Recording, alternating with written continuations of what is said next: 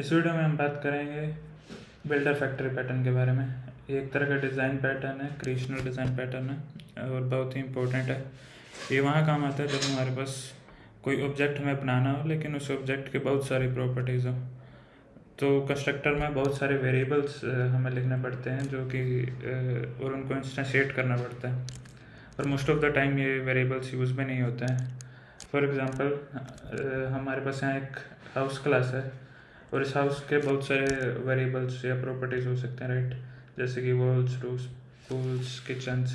And most of the time हमें इनकी ज़रूरत भी नहीं पड़ेगी क्योंकि most of the houses want have statues और गैराजेज और गार्डन्स। सो सिर्फ 2 या 3 ही ऐसे काम की चीज़ें होती हैं जो कि most of the house objects में चाहिए होती हैं, लेकिन फिर भी हमें सब ऑब्जेक्ट्स में इंस्टेंशिएट करना पड़ता है बिकॉज वो कंस्ट्रक्टर उन सबको पैरामीटर्स में ले रहा होता है।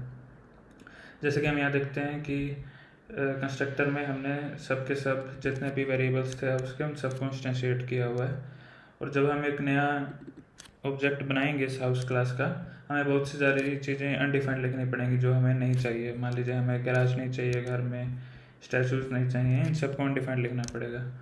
और अगर मैं अब इसे रन करूँ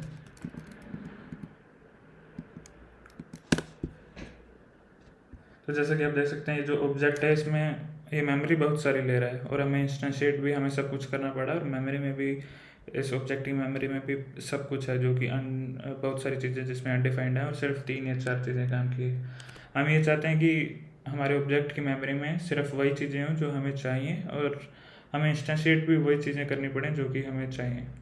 तो उसके लिए बिल्डर पैटर्न काम आता है।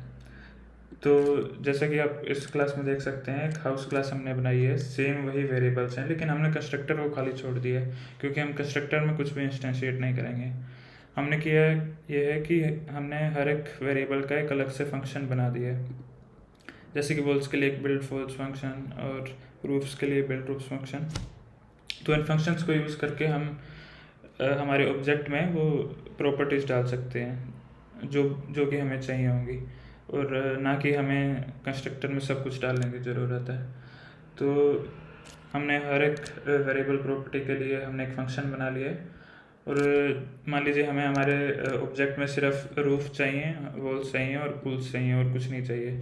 तो अगर मैं इसे अभी रन करूँगा तो सिर्फ वो 2-3 ही चीज़ें हैं जो कि हमें हमारे ऑब्जेक्ट में चाहिए थी, और ऑब्जेक्ट पूरे के पूरे प्रॉपर्टीज़ नहीं ले रहा है, इससे हमारी मेमोरी भी बच रही है और हमने कुछ इंस्टेंशिएट भी नहीं किया कंस्ट्रक्टर में। हमें जैसे ही किसी चीज़ की ज़रूरत लगी हमने उस चीज़ को फंक्शन कॉल किया और उसको डाल दिया।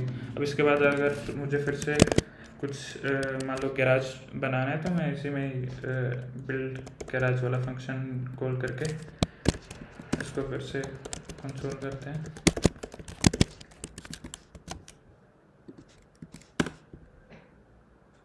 तो देखिए अब इसमें गैराज ऐड हो गया। तो हमें जैसी किसी चीज़ की ज़रूरत है हम उसे तब ऐड करेंगे और ना कि हम उसे कंस्ट्रक्टर में ही हर चीज़ को इंस्टेंशिएट कर देंगे।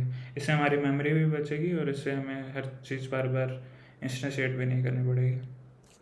तो ये था बिल्डर फैक्टर।